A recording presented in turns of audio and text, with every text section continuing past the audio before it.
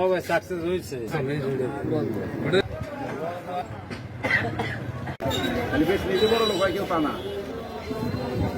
এগুলো কি বেগুন, এটা লাউ বেগুন। কতটুকু হয় একটা ওজন? 1 কেজি পরিমাণে একটা বেগুন আছে। 2 বেগুনের বেচা কি তাই কন? এখন কি হইলে বেচবে? এখন কি দর হইলে বেচবে?